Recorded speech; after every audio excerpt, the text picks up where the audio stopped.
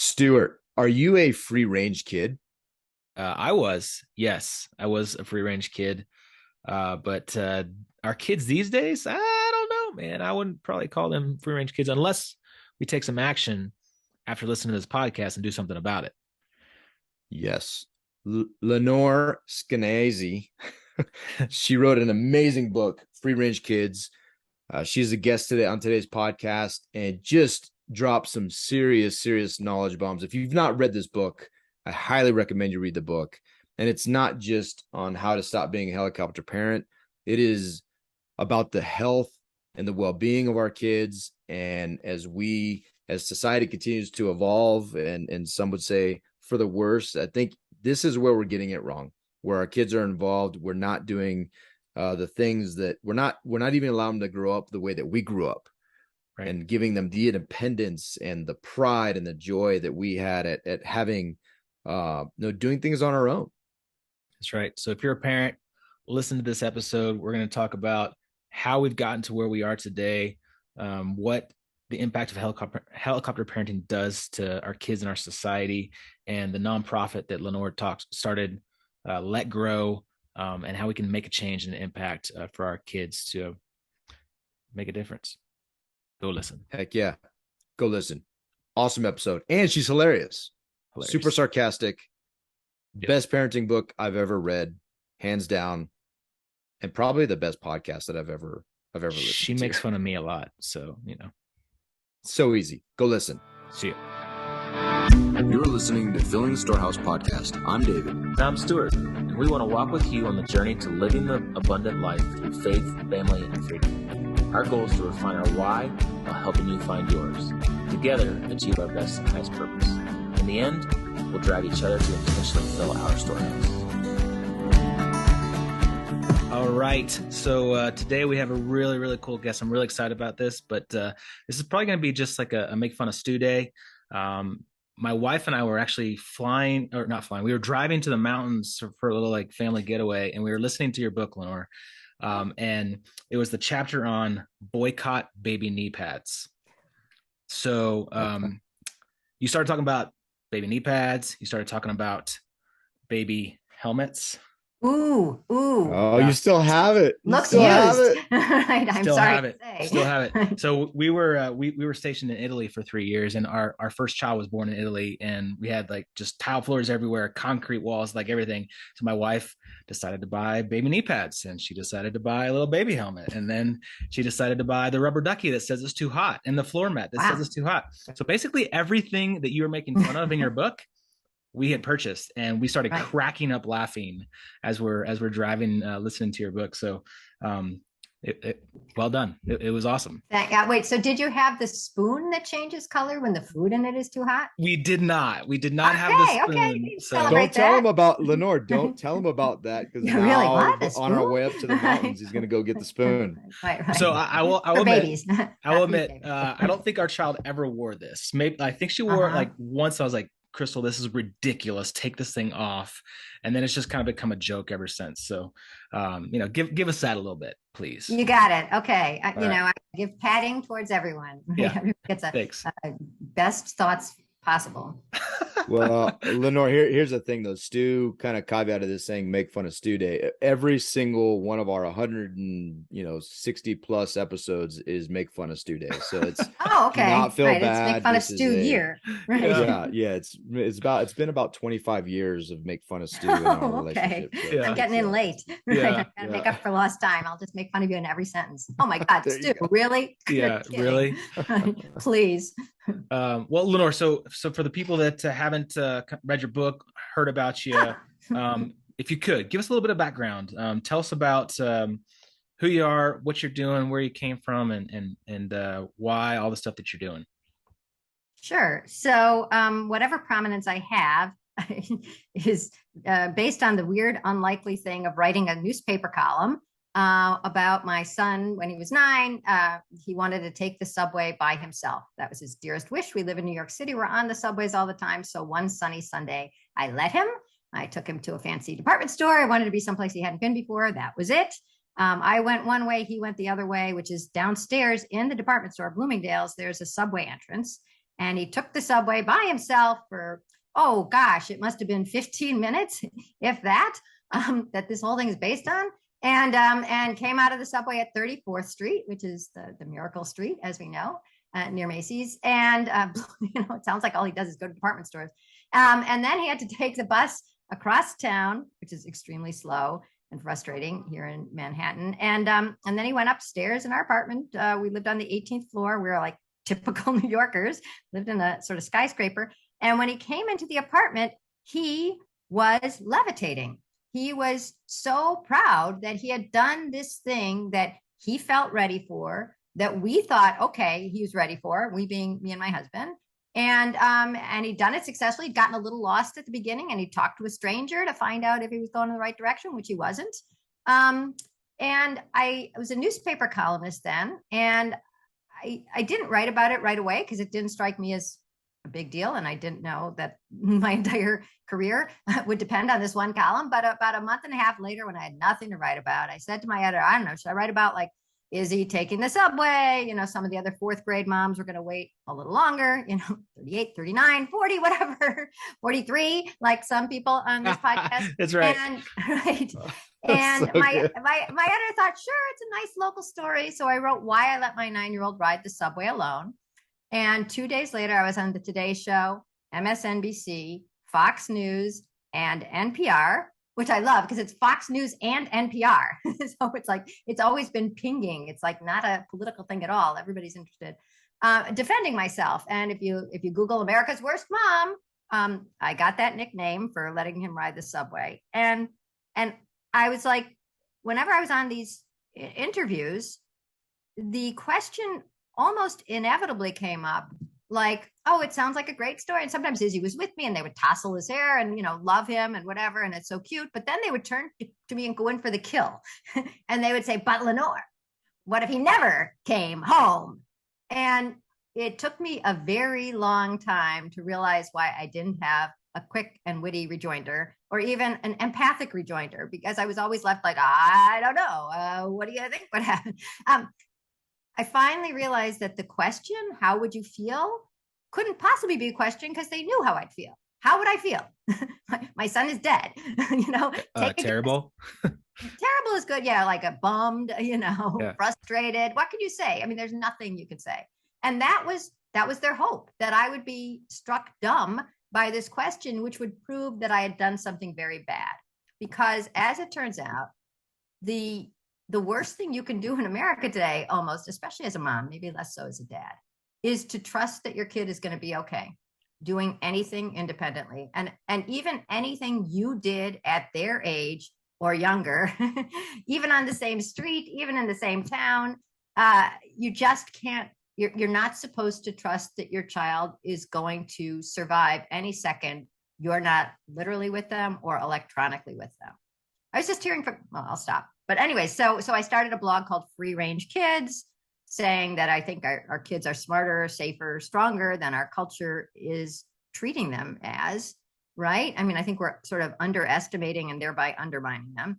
And then about 5 years ago, Free Range Kids sort of matured into a nonprofit that we call Let Grow. And we'll be talking about that all day, so I'll shut up. No, and I want to give a quick plug. So I have honestly, I've read a couple parenting books, but it's just not my favorite genre. No, me neither. Maybe I'm a little too yeah, I'm a little too stubborn to get through them. But I will say this is absolutely by far the most, when I say this, I mean Free Range Kids is the most entertaining. I die laughing. And then I also got the audio book, and I can't remember who read it, but she's really funny. Yeah. She is brilliant. Yeah, and she does your voice. So, yeah. What I perceive your voice to be. She did it better than me. They didn't. I wanted to read my book out loud and they had me in there for a day and they said, no. Yeah, she was phenomenal, but I would recommend to anybody. This is not only is it the best parenting book that I have ever read, but it is just an entertaining, and it's full of critical thought, which I really appreciate, because Stu and I are a little bit different, but I was just at the park the other day, and I'm the guy that I tell my kids to climb to the top of the slide and jump to me and we'll, you know, catch them, and the mom's like, ah, and then their kids I'm inevitably going, are the kids.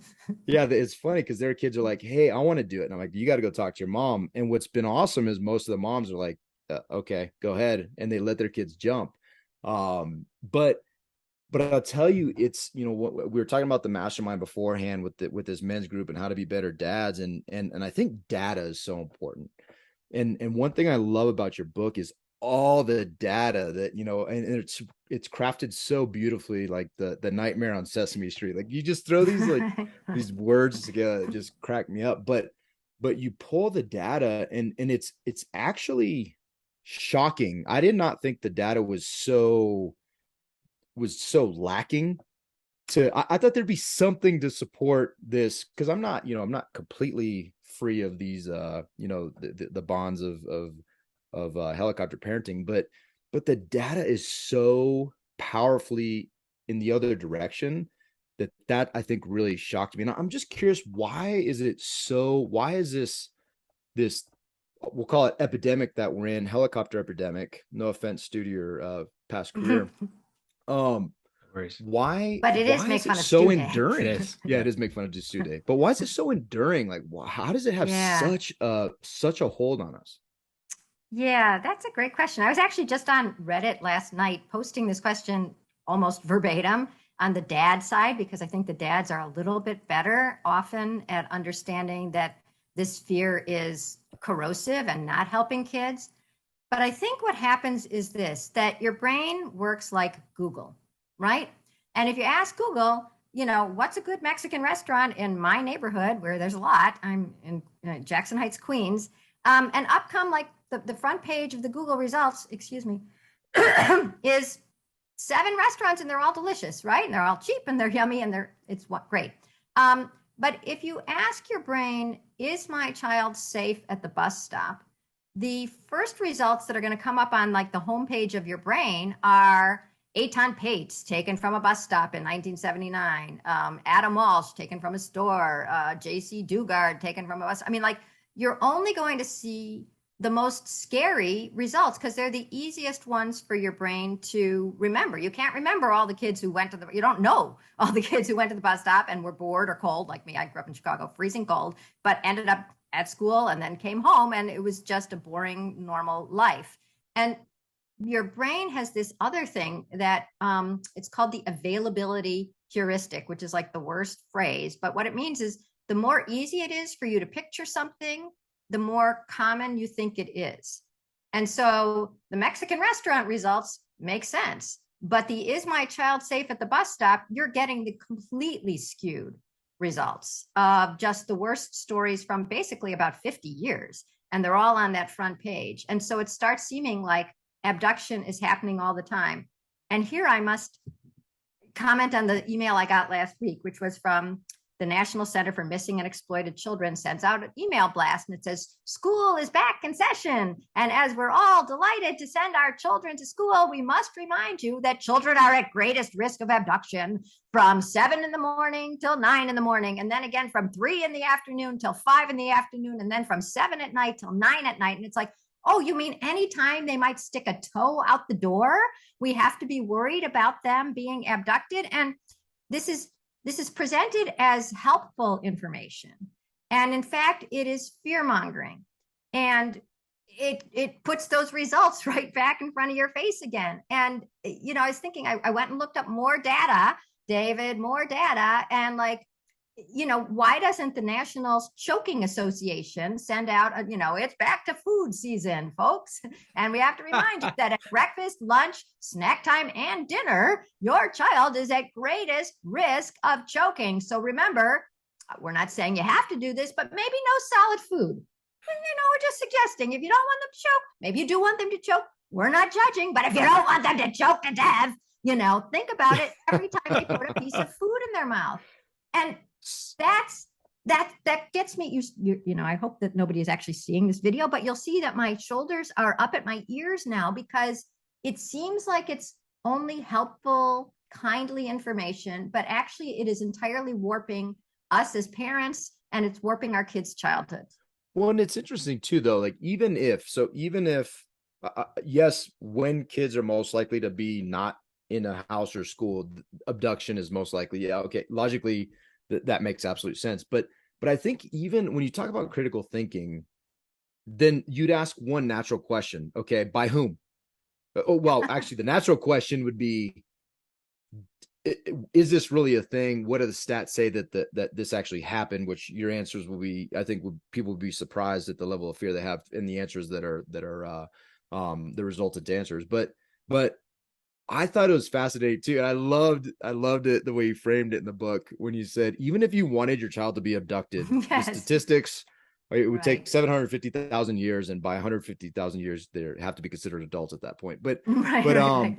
but I'm curious, If they've taken an and adulting class. Right. if they yeah, right. Yeah. But you highlighted also that in an abduction, the most likely culprit is whom? Oh, it's parents. It's divorced Right. parents, and it's a custody battle. Yeah. So So that's even that. these basic questions though are Yeah. so enlightening. It's true. But the other thing that I've discovered that's true, alas, is that, okay, oh my God, I'd have to leave my child outside for 750,000 years for it to be statistically likely that they would be kidnapped by a stranger. Yes. And then people generally say, but what if mine is the one? And so statistics actually are interesting and fascinating, but they are not emotional. And it is emotions that drive us, especially when we're talking about the people we love the most, who are often our kids. So the only thing I've seen that actually changes parents in terms of feeling confident, proud, brave, optimistic is to actually let their kids do something independently of them, with them not seeing them. Let them go ride the bike around the corner and make a whole loop to come back. Let them go to the store and get the proverbial loaf of bread until you actually like don't see your kid, until you actually let them go and do something on their own, and they come back, proud, or maybe they tripped but they're okay even though it was a little scary. Nothing moves the needle because the fear has been so, it's our culture is a culture of fear. I mean, what is the newspaper headlines every day, and what is anything on the web? It's like, is blank going to kill you? Right. And it's a chemical, it's a food, it's it's an activity. And so the only thing that counters this dread is the pride of the opposite, which is saying, like, wait a minute, look what my kid just did. And so, we can talk about statistics some more, and we can talk about how the least likely thing on earth almost is to have your child abducted here in America by a stranger, but that won't change people very much. So David and I, we first learned about you after reading the book "Coddling of the American Mind," Oh, and great. great book, highly recommend it. Yes. And in there they talk about the late 70s, early 80s, about what happened with the one incident and how that kind of changed, kids on milk cartons The and milk carton TV kids. shows. And Yes. can you After talk school specials. can you Yeah. talk about that a little bit, and then talk about also like Sure. the change in TV just in general, like all like CSI right now, right? Like everything is Yeah. just horror Yeah. and worst case scenario. Yeah. So actually, I was just interviewing somebody the other day who was telling me about his childhood. He was like 5 years younger than 5 years older than his brother. And he was, playing outside and having fun in the early 80s and then on up. And then his brother had like a totally locked down childhood. And it was very instructive for me. It's like, oh, yes, you're talking about basically 1982 to 1984. Everything changed. And here's what changed. In 1979, there was a horrible kidnapping here in New York with a boy named Eitan Pates, who was taken from a bus stop. And weirdly, the working assumption at the beginning of that case for like a month, even on the part of the public, maybe not on the part of the police, but the public thought, oh, it's probably some lovelorn woman has taken him to raise as her own. That's how non-predator focused we were in 1979. It was, when the police and when the press started saying, well, maybe actually it wasn't a lady, maybe it wasn't to raise him, maybe it was blah, blah, blah. It was like a collective gasp, like, what?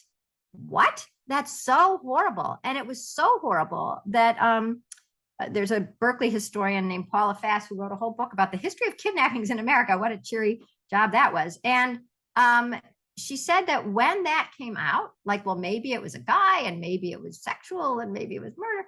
It was like a match to the gas tank because it allowed us to suddenly be so outraged, understandably, but also sort of titillated, like, oh my God, really? People do that? They're that gross?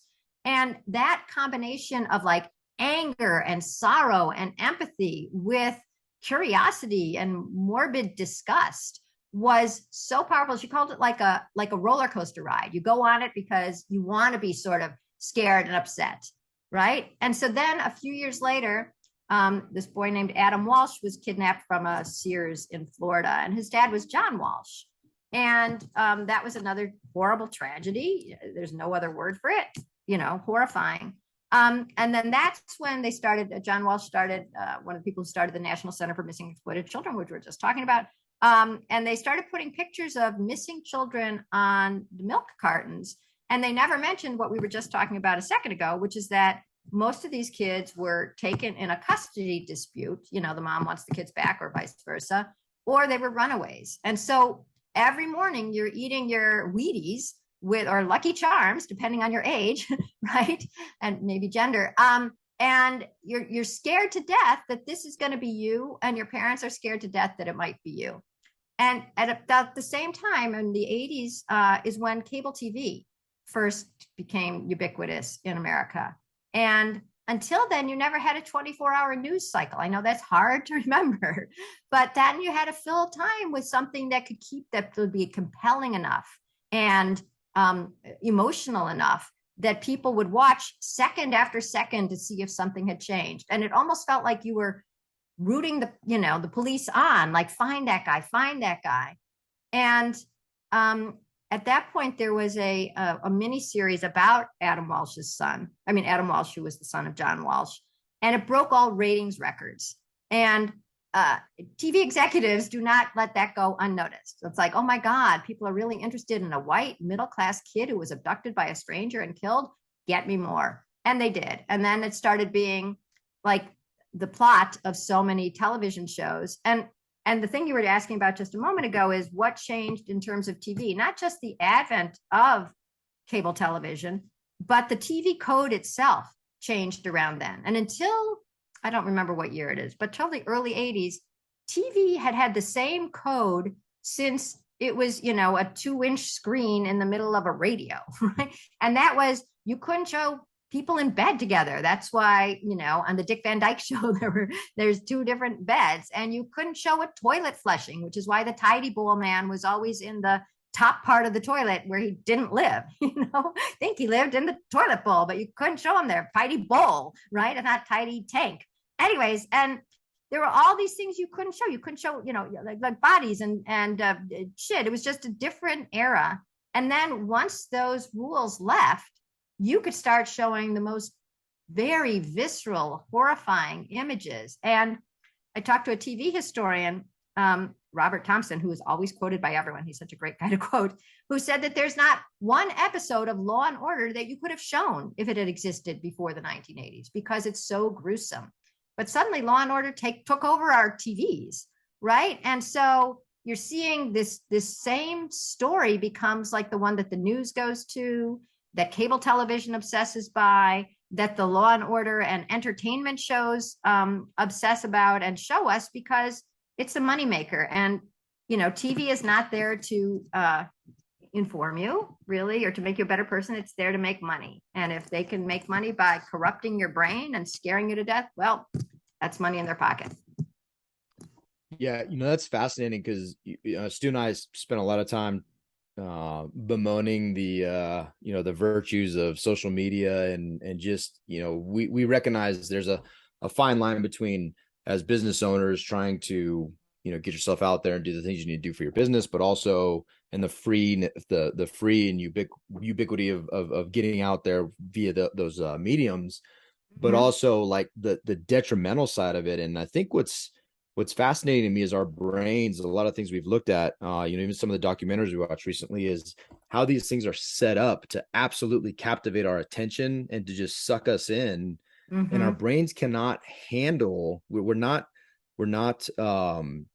evolved enough to even handle just the amount of garbage. And so the best thing that oftentimes you can do is log out and turn off, right? Because you just cannot handle it. But yet, so we again don't even recognize how much we're being manipulated to get sucked in and stay. And they want us to scroll, and they want us sure. to I do. stay. My God, it's just it's crazy. It's quite addicting. Right. And if you just turned it off and broke that cycle, but it's almost impossible to do that too, which is just an interesting thing. And I love what you said. The practical way, pride counters the fear. And so what I'm hearing you say, by extension, is really the biggest step is letting your kids do these things, because then it will result in their growth in your ultimate pride, which then counters this whole narrative that we're being fed. And I love the practicality of that. So, and in your book, and again, I want to highlight this, you give like the baby step, free range, and then you give like the varsity level.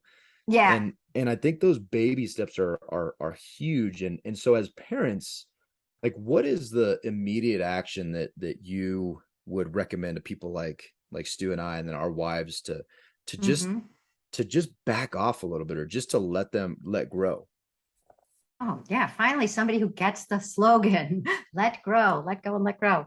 Well, I'll tell you about one little baby step that I like, but then I'm going to talk about how it's very hard for individual parents to buck the system, because it is built around the assumption that parents will always be with kids and that you will never let them do anything on their own. And there's Colorado, you guys are in Colorado. I got to salute you. You're the latest state to pass our law, which is called the Reasonable Childhood Independence Law, which says it's not neglect to simply take your eyes off your kids. Neglect is when you put your kids in obvious, serious, and likely danger, not anytime you think they're ready to wait at the bus stop or walk to school or play outside in the front lawn.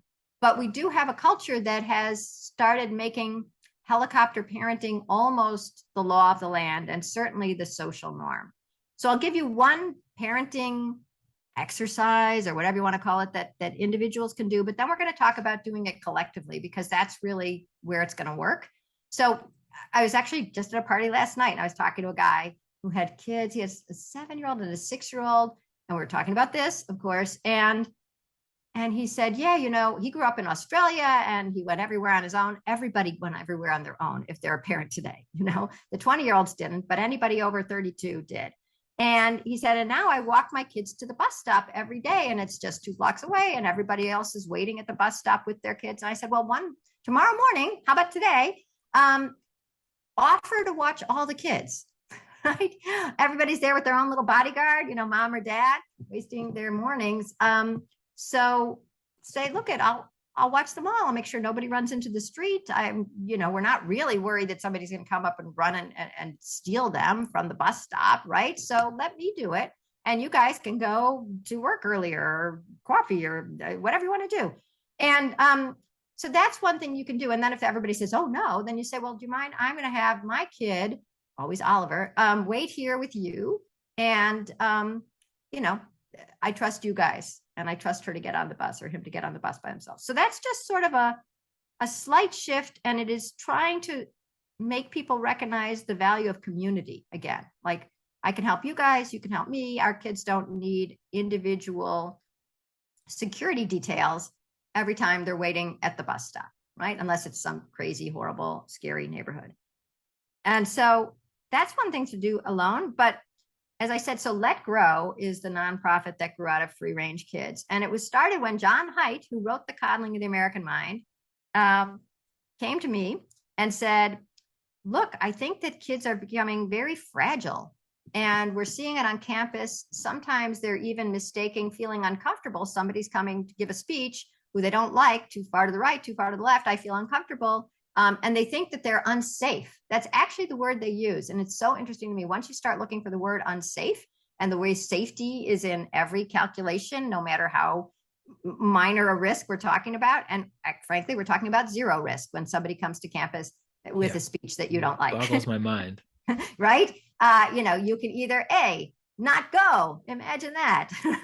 B, go and raise your hand at the end and say, my research shows otherwise.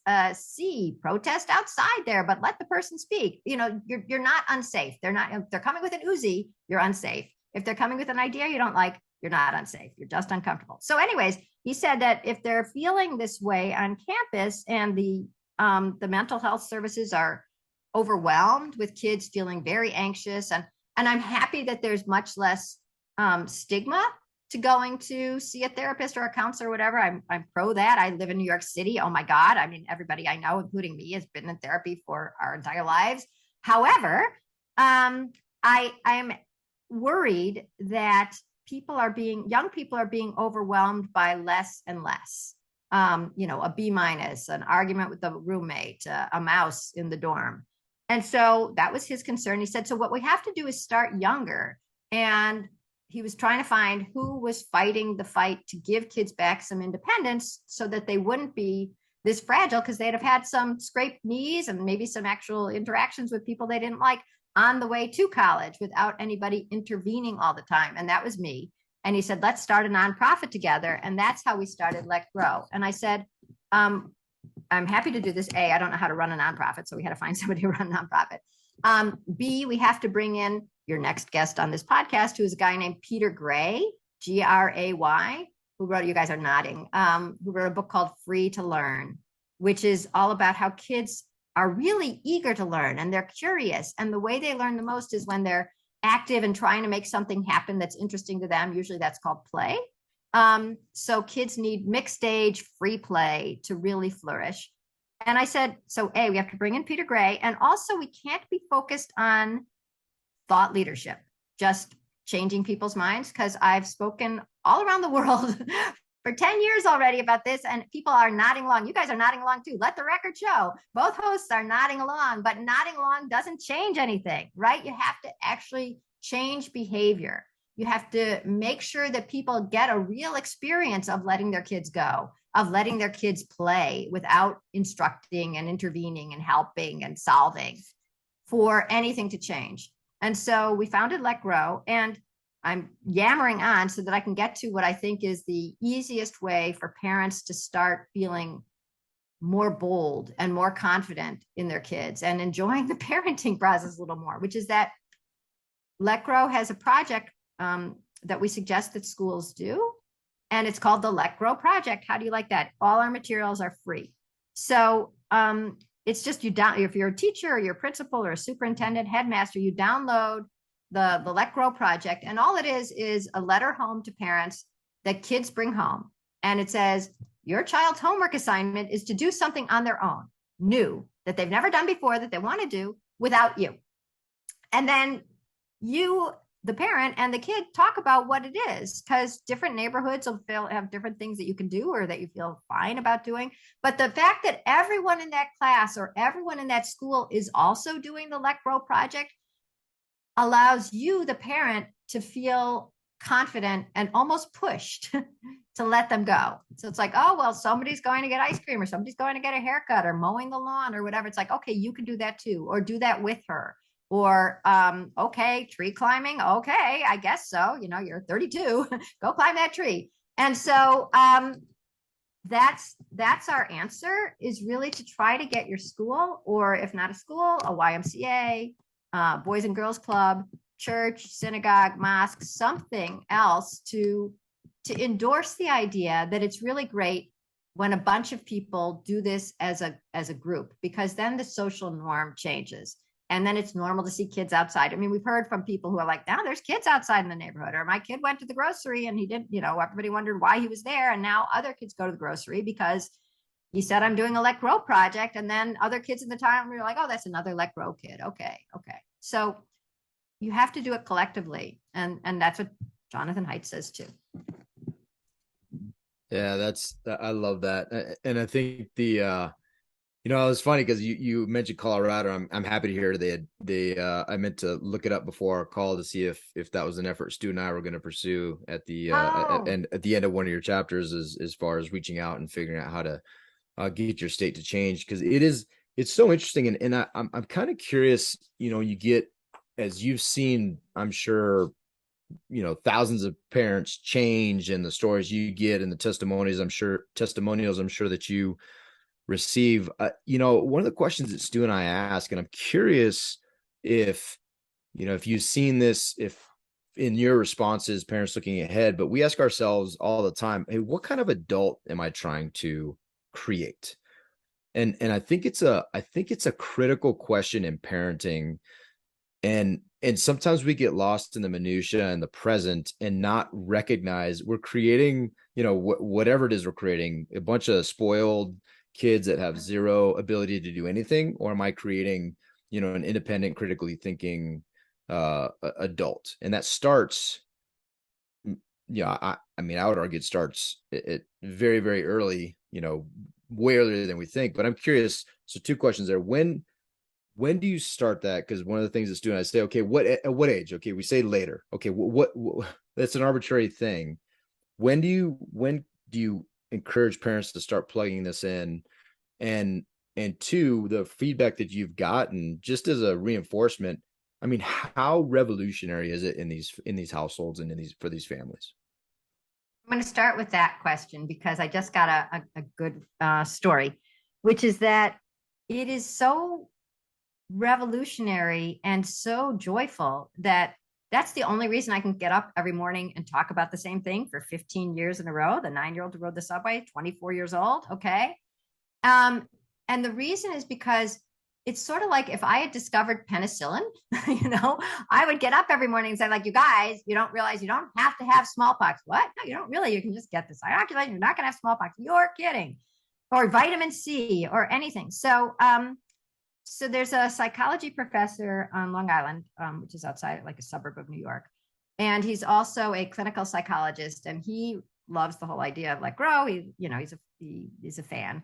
And he decided that he and a graduate student, after a year of getting approval from the whatever the IRB thing is, it just takes a long time to get approval. They are treating kids with a diagnosis of anxiety with the Let Grow Project. The therapy is the Let Grow Project. And That's awesome. It is so cool. So he got the first family came in and they just finished, and it was really fast. I mean, that's the other thing too. It's amazingly quick how what you think of as your terror and your anxiety just disappear, evaporate in the face of joy and pride. So this was a family, mom and dad, very, very anxious parents, and son, 10, also very anxious, to the point where he wouldn't go up or down in his house, upstairs or downstairs. This is actually the second story I've heard of the same thing, without a parent, just too nervous. And so they come to the psychologist, and he says, well, this is the Let Grow Project. You have to, independence is really good. Here's why we believe in it. Is there something you might want to do on your own? And for some reason, the kid said, yes, I'd like to walk home from school by myself. 10, he was a fifth grader. And the parents are like, and it's like, well, this is therapy. You got to, therapy is about exposure, right? You got to expose yourself to something new. And so they said, okay. And the mom was so nervous that she took the day off work. She could not function and had to stay home all day worrying. That was just how she coped. And somebody actually called her while he was walking home, and he'd gone like a little bit of the wrong way, but then he got back on the right way. And the neighbor said, okay, he seems to be going the right way now. And he came home, and it was this great feeling, right? It's like, wow, look at, even when you got a little lost, you did this. And it's like, so the bad thing happened, quote unquote, and you were still fine. And it was just this fantastic moment. And then the next day he walked home from school again. And then on the weekend or sometime the following week, he said, I want to take the not the subway. They live in the suburbs, so it's a commuter train. I want to take the commuter train, 5 stops. And they let him. And I mean, like most 10-year-olds aren't even doing that. So he went these 5 stops, and he felt elated, and his parents felt elated. And then they just wrote so then it was done. That was the end of therapy, right? And so school just started. He's starting a new school. This September, like 2 weeks ago, he started school in a middle school. And the mom wrote a letter and with redacting all the names, the therapist sent it on to me, and it said, "Dear Dr. So-and-so, I'm so excited. It was the first day of school at this new school, and it was a day that the kids were going to be getting their lockers and their combinations and finding their new classrooms. And they were allowed to either come with their parents or without their parents." And he said, "I'm going alone." So cool. That is awesome. Wouldn't go upstairs without his parents, and now he's just that's amazing. And it's sad though, right? The state they were in is just like, my heart breaks for families that are living in that. It's just sad. It is sad. I mean, it feels like there's this pollution that we've all started breathing in, which is that you can't think of your kid as safe doing almost anything. And then they breathe it in too. And there's just so many parents who, like the guy who was saying he takes his kids to the bus stop. The guy I was talking to yesterday, it's like, you don't know why. You just do it because everybody else is doing it. And then, you spend a day and they don't go, you stay home while they walk to the bus stop. And it is like waking from a coma of fear. And that's why it's sad. But I have so much confidence that this idea, which is so simple, which is give your kids some independence, and it breaks this coma of fear, this pollution we're breathing in, happens so fast. I mean, the kid started walking home, and by the next week he was taking this train, and that was over the summer. And now he was like one of the only kids at school who didn't bring his parents. So you think that it's ingrained, you think that it's instinct, and you think it's impossible to change. And actually it's thinner and more breakable than a light bulb. I mean, it is shatterable in a second.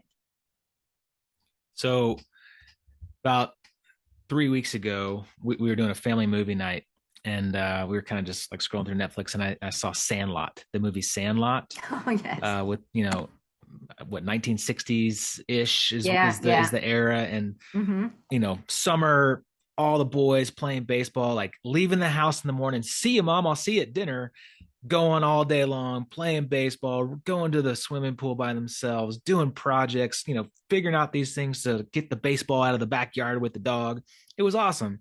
And we're watching this, and my wife, we're sitting there as a family, and my wife's like, "Man, I wish we could do that with our kids. Like, just let them go and play all day long." And I was like, "Yeah, wouldn't that be awesome?"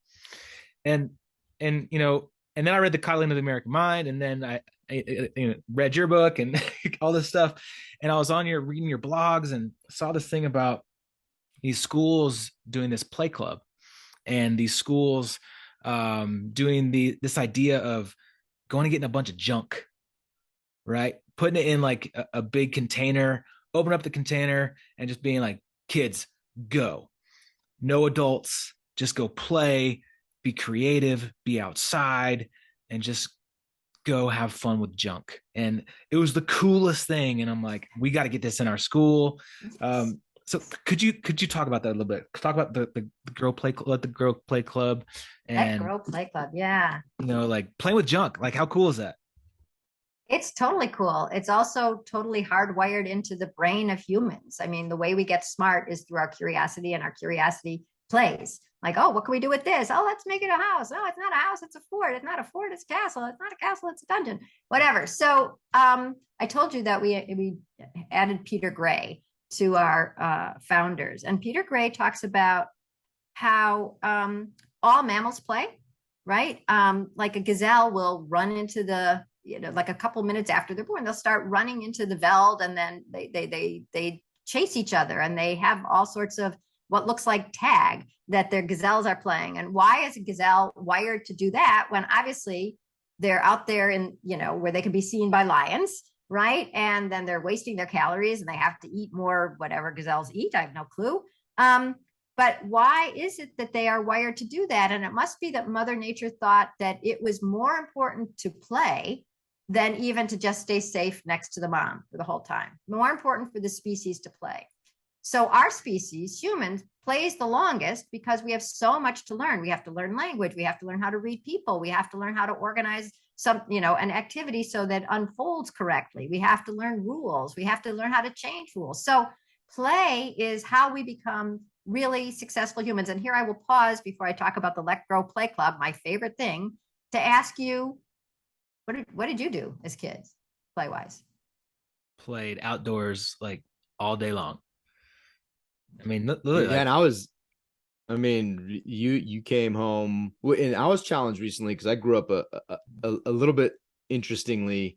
My parents divorced when I was very young, and so I started flying. They moved all over, and I actually started flying. I don't know if I was 4 or 5, but by Wow. myself from that age until uh, college, effectively.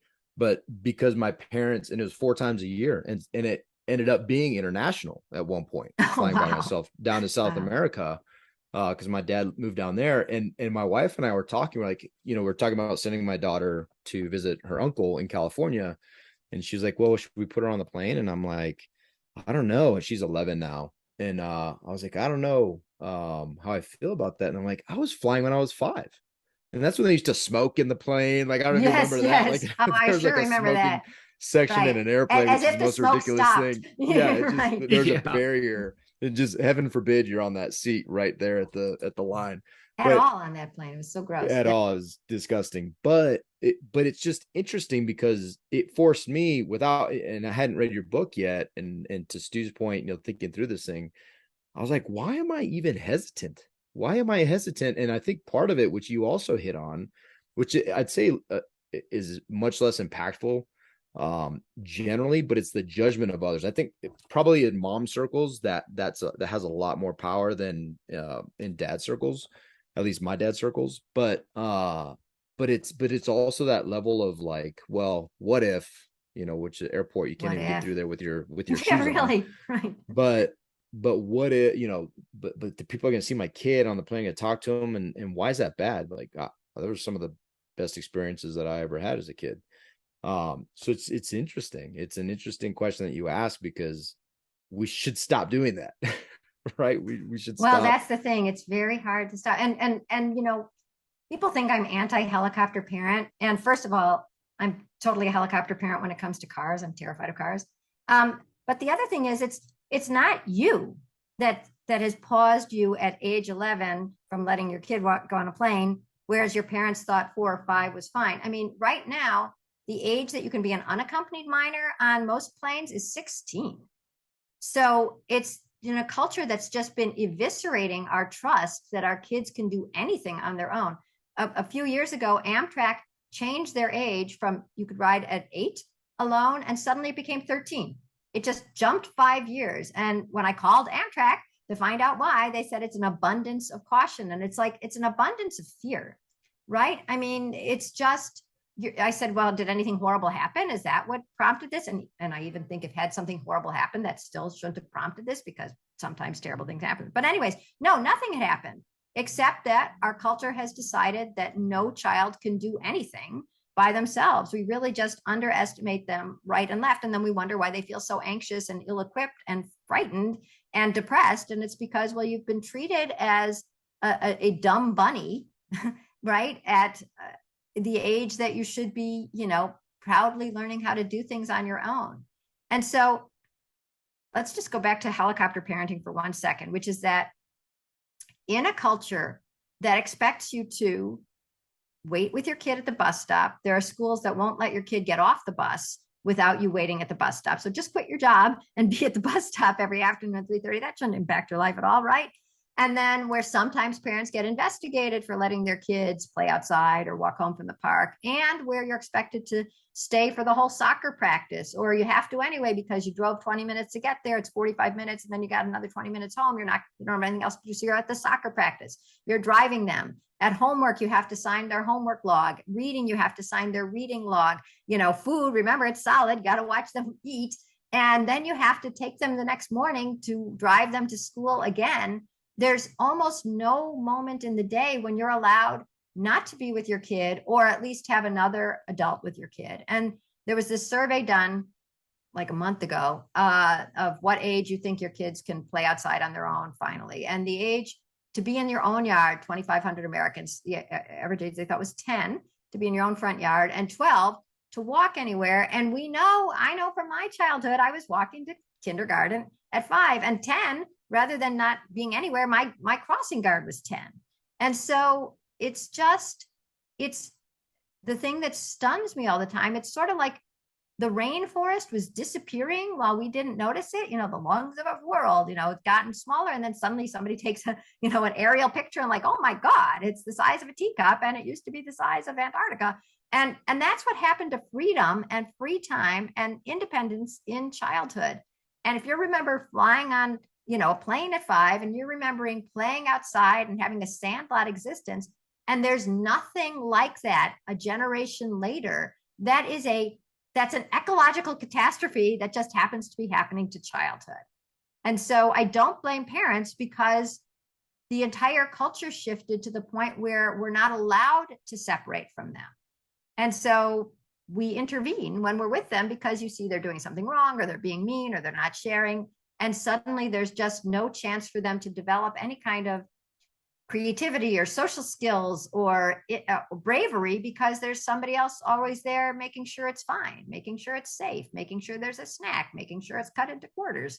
So the Let Grow Play Club is as close as I can imagine to giving kids back some of the freedom and joy and developmental robustness of free play. And so a school who's doing a Let Grow Play Club, and remember, everything is free on our site, downloads the little thing. You don't even need to download it. You just need to think about this for a second.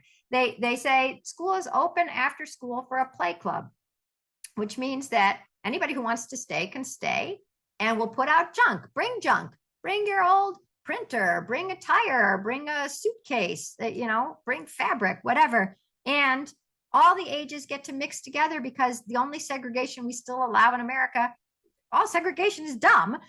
And so is age segregation, right? Only the 7-year-olds can play with the 7-year-olds at Little League or at soccer or at lacrosse. But here you have the 7-year-olds and the 9-year-olds. And this is all this is what Peter Gray has dedicated his life to studying. It's like when there's a lot of different age kids together, the older ones, like the 12-year-old throwing the ball to the 6-year-old, doesn't whip it as fast as he can. There's no pride in striking out a kid who's half your age and half your size, right? So he throws it gently. And that's the beginnings of empathy.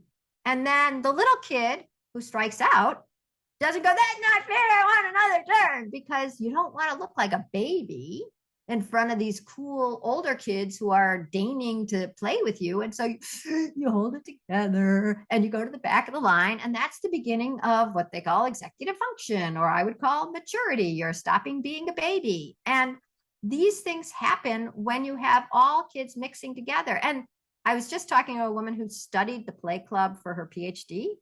And she said that the kids got better at English and math. And the English, she explained, is because if an older kid is like explaining the rules of how to play even gin rummy, you have to organize, like, well, first you get the cards, and then we're going to look and see if you can find numbers that go in a row. No, they have to be in the same suit. What's a suit? It's when the shape looks the same. I mean, all of that is like trying to figure out how to explain something, which is what writing is.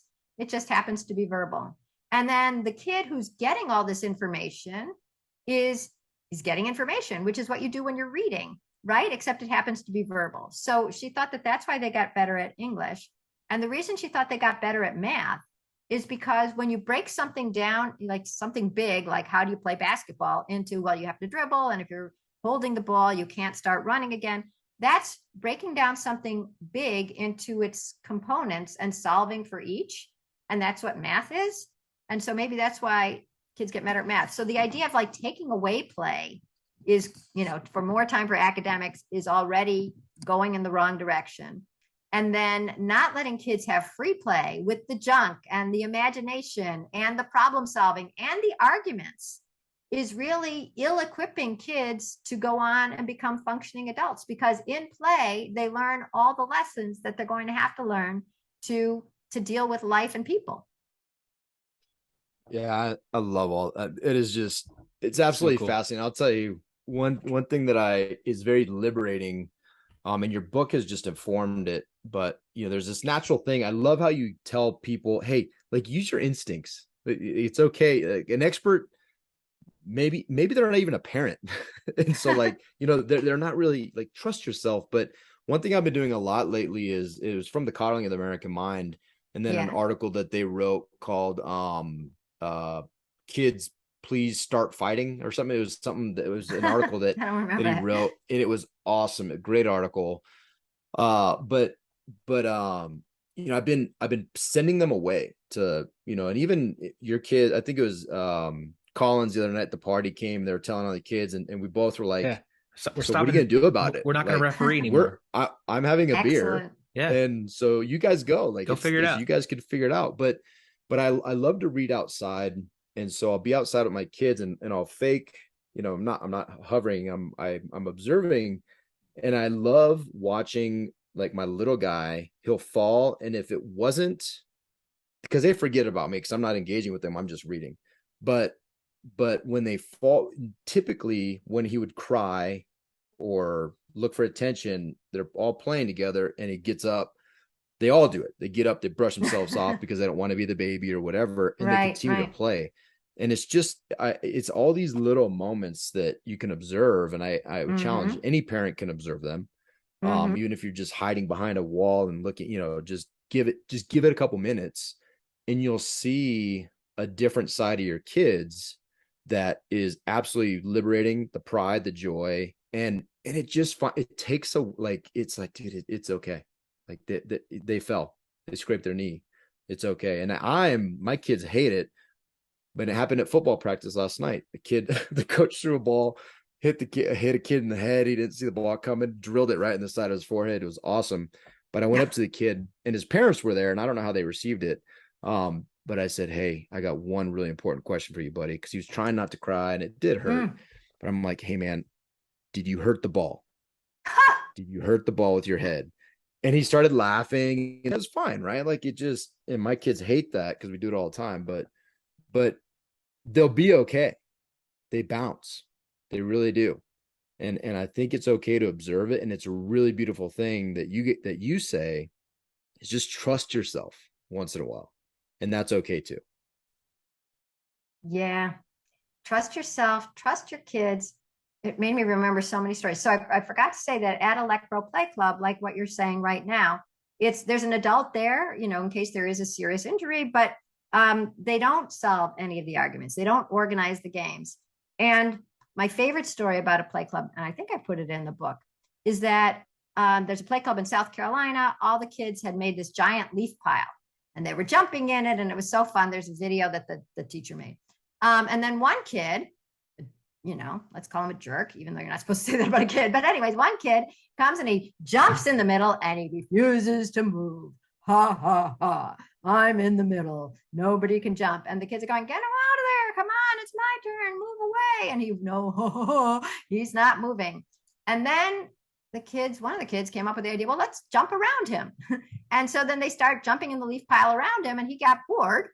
And so he walked away. And to me, that is why we don't intervene, right? Because what happened? First of all, the kid did not get attention. That's obviously what he wanted, right? He's trying to be right in the middle of attention. They stopped paying attention to him. He didn't get what he wanted. He left. That's a lesson for that kid to learn. And then all the other kids were problem solvers. Okay, get out of the way. That didn't work. Let's try something else. Well, how about we jump around him? That worked. And if there had been an adult who came in and said, oh, you guys, now, Jimmy, you can't stand in the middle. That's not fair. So all the other kids are waiting. They're inert, right? Jimmy's getting all the attention, which is exactly what he wanted. And the kids don't have to solve a problem because the adult is solving it. So when there's an adult there solving the kids' problems, you've taken away the learning, right? I always think it's like you've taken the wheat germ out of the wheat. You've made this wonderful, fluffy, white bread loaf. And you say, isn't this good? And it's like, well, actually, they need to chew your stuff to grow, to be fortified. And so the Let Grow Play Club has the adults there just for liability purposes. And then the kids are just having as close to a sandlot experience as you can have on a playground, right? When there is, you can't leave until you tell somebody, and you can't, the rule is you can't leave without telling anybody, and you can't deliberately hurt somebody. And I heard I got one guy who had a play club outside of St. Louis. He was the PE teacher, said that he set up something called the conflict corner. And there was a big poster in the conflict corner. And top says, like, if you have a conflict, you go there, and it's like you have to greet each other. You have to have your palms up for some reason. You have to give each other a compliment. You have to each say what you thought the problem was. You have to listen. You have to come up with a solution. You have to shake hands, blah, blah, blah.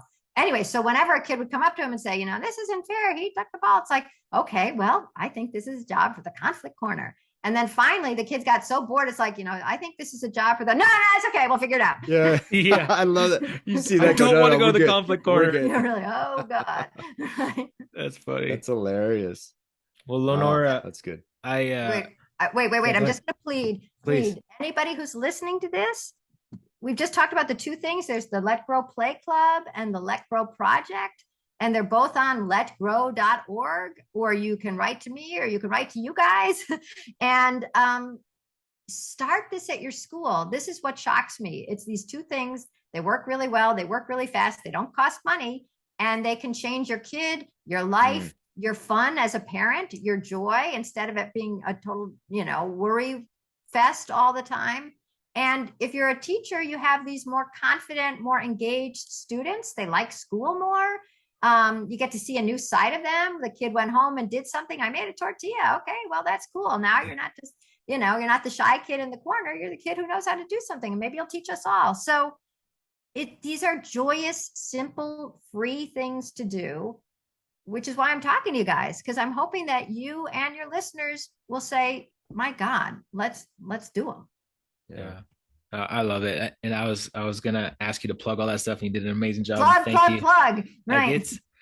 I mean, honestly, like just by getting your website, watching videos, reading your blogs, it's really impacted me and my wife, and just how we're talking about things and handling our kids. And we're letting our kid, like just recently, letting our kids go out and play in the front yard in our cul-de-sac by themselves, and not even walking out there, and letting them ride the bike around. And like, it's freeing as a parent, but I know it's even more so for the kids. And hey, parents, like, check this stuff out. Like, just think about it a little bit. And educators, like, get on the website. Let's get these projects going. Let's get these play clubs going. Let's make a change. Like, let's get back to the 1960s in the Sandlot, and like, let their kids go play, So thank you. And there's a free place that I could take my junk, because another epidemic is all our hoarding, is all the stuff that we're keeping in our garages. I would love to just be like, I'll take this to the school and you guys can play with it. Awesome. Here you go. Done. So win-win. Win. Win. Right. Cool. No, that's awesome. Guys and gals, hey, letgrow.org. We'll put it in the link on the show notes. Anything else? That is it. The other thing is that I love hearing stories. I mean, as you can tell, I repeat them when I get them, and then I forget them for a while. So tell me new ones. Cool. And you can just write to me. I'm Lenore, Lenore, at letgrow.org. And if you write to info@letgrow.org, I'll also find it. Awesome. Yeah. And before we go, Lenore, I just want to thank you so much. I think, the dark side of this, this well-intentioned parenting that we've kind of fallen into as a society is that, and we saw this in the Navy, a lot of the young guys and gals come in, is they're just not equipped, right? They're not equipped to work through problems. They're not equipped. And the really dark side is that I experienced at the latter part of my career more personally experienced with sailors, more suicides than I ever thought would be something that I ever had to deal with. But when you really dig into it, a lot of it had to do with just the inability to adjust, be mature, resilient. And a lot of that starts in the home. And so what I really think this book is about is it saves lives. I really believe that the way we parent and the way we allow our children to grow and become strong through this awareness and books like this and the efforts and Let Grow, it can honestly save lives. And you'll never know. You can't prove a negative, right? But if they're healthy and they're thriving, we can contribute to that in a significant way. So I thank you so much. I don't think you'll ever recognize the true impact and the extent of the impact of this book and the Let Grow efforts. And I'll tell you, Stu and I are huge fans. And just absolutely love it. And because we're action takers, we're going to be hitting our schools up and And I really do need a place to get rid of my junk after 20 years of moving go. stuff around. And so I think that would be I'll sell it as really fun for them to play with, but it's really just me Right. Start with offloading. those old tires. Nobody likes those Yeah. old tires in their house. Nobody likes them. No.